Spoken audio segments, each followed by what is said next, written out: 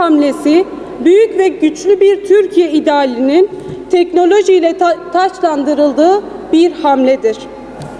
Sizlerin burada bulunması, milli teknoloji hamlesine katkı sağladığınızın en güzel göstergesidir. Değerli gençler, özellikle sizlere hitap etmek istiyorum. Şu an hayal kuruyor olabilirsiniz. Ama unutmayın ki bir zamanlar bilimin, sibernetiğin kurucusu İsmail Ebu'l-İz el-Cezeri de bu topraklarda büyüdü, bu topraklarda yaşadı. Bundan 100 yıllar önce Cizre'de bilimin temellerini atan Cezeri sadece kendi dönemine değil, bugünün modern dünyasına da ilham oldu. O bilimdeki üstün zekasıyla bize miras bıraktığı eserlerde imkansız diye bir şeyin olmadığını kanıtladı. Cezeri'nin mirası bugün Selçuk Bayraktar ve rahmetli Özdemir Bayraktar gibi öncülerle yeniden hayat buluyor. Elhamdülillah, çok şükür ki bugün kendi İHA'mızı, kendi SİHA'mızı, kendi tankımızı yapabilecek, kendi silah ve mühimmatımızı yapabilecek güç ve kudrete erişmiş bulunmaktayız. Biz ilerleyeceğiz. Bu bir yarış. Kendi kendimize yeter olacağız. Milli teknoloji hamlesi çok kıymetli bir şey.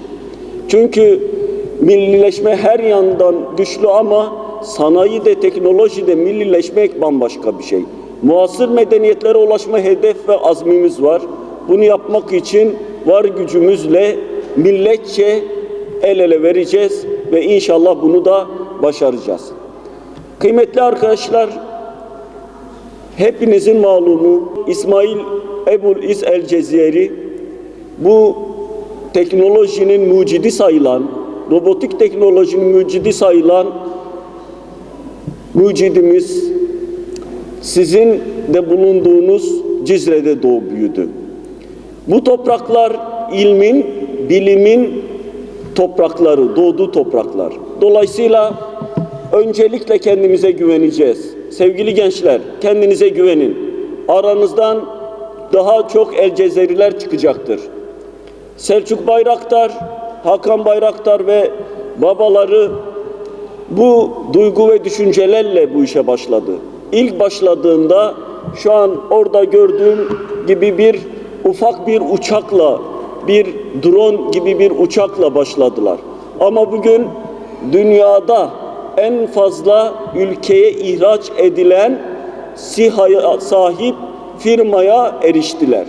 Dolayısıyla her şey önce bir hayal ile başlar. Önce hayal edeceğiz ve kendimize güveneceğiz. Potansiyelimize güveneceğiz.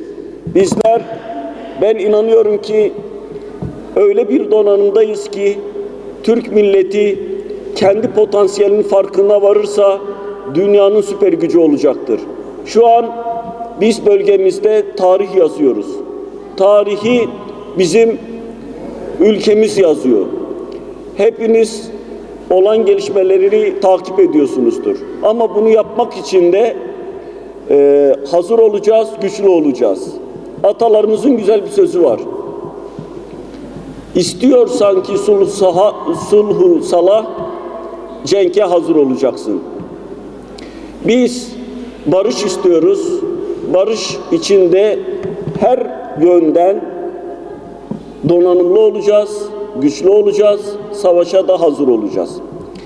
Teknoloji sadece savunma anlamında değil, biz sanayide de, bilimde de, tasarımda da çok ciddi ilerlemeler sarf ettik.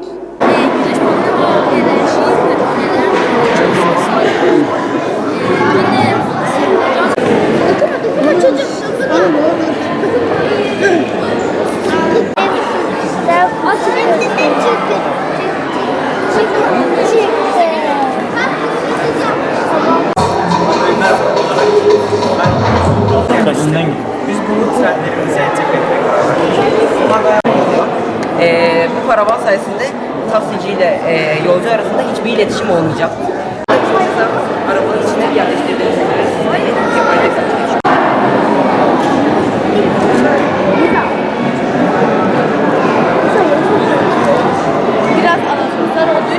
Evet, pardon.